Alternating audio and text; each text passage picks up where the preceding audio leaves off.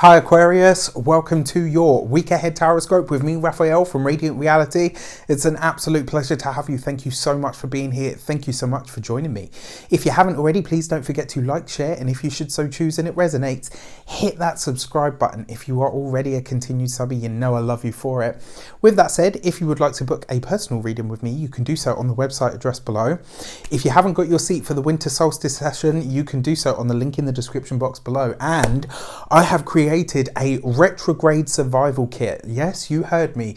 It has got a survival strategy, it's got a crystal, it's got a quote, lots of other little tidbits of information. It's currently $19.99 versus $39.99, and you can get your copy now in the link in the description box below.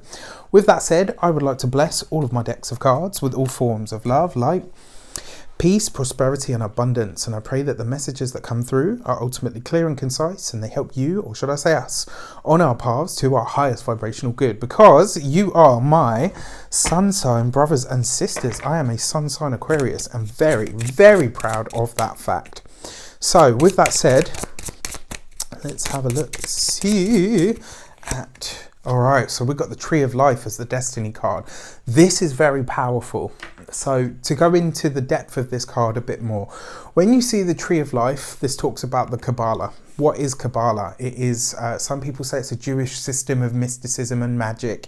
I would like to go beyond that and say it is an ancient tradition of creative and divine high magic, right? But the thing about the Kabbalah is, the first sphere represents divinity, right? This is where all things come from and where all things will eventually return.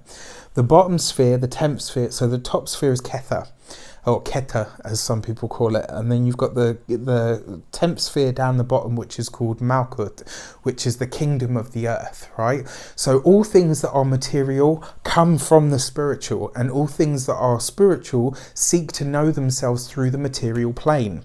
Now, when you get this card in a reading, especially as your destiny card, this is about you tapping into your innate spirituality, all of the messages, the energy that surrounds you. If you haven't seen it, check out the weekly general overview. Very, very interesting.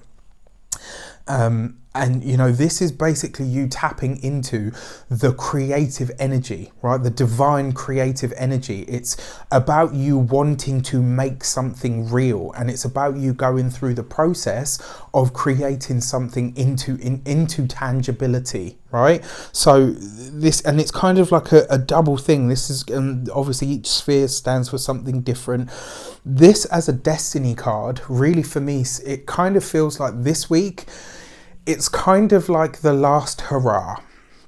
All right, whatever's taking place this week, you are wrapping up a big cycle. You are getting ready and you are getting prepared for October.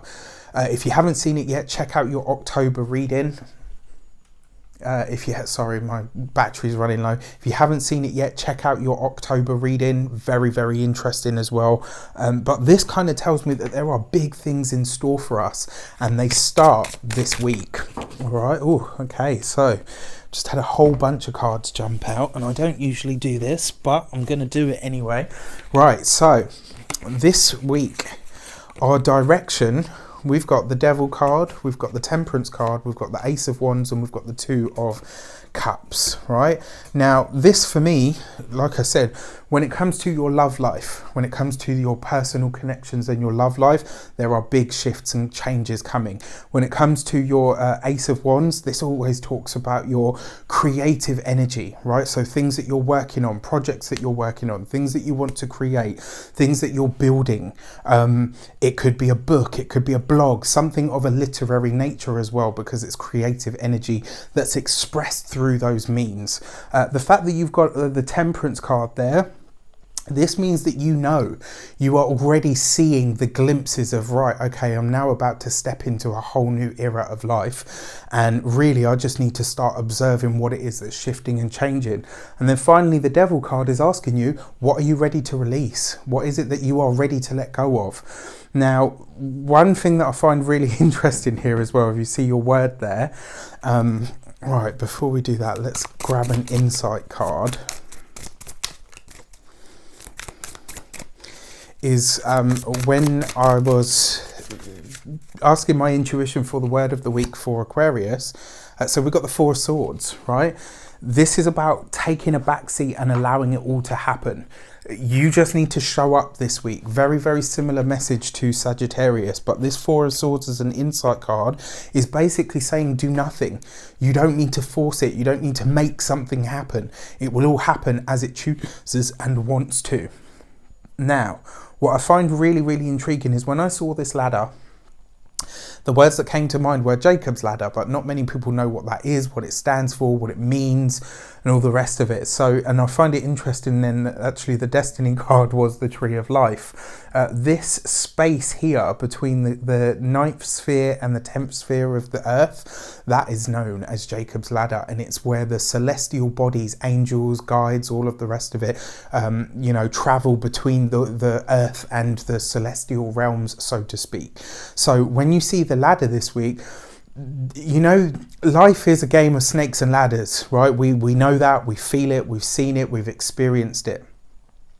This week, you are going to you're going to stumble yourself onto a ladder that could advance you very, very far into your personal future, that could set you up with an event of some kind that absolutely knocks it out of the park for you, that will, that could really shift and change things. This is the kind of experience that could be making its way into your life now. So stay alert, and with the Four of Swords, ease into it. You don't have to do anything. All you have to do is get on the ladder and climb into position, right? Don't force it. This week, you literally just need to show up. I wish you an abundance of all of that good stuff. Have a fantastic week. Let me know in the comments how it shapes up. Take care, and I'll see you soon.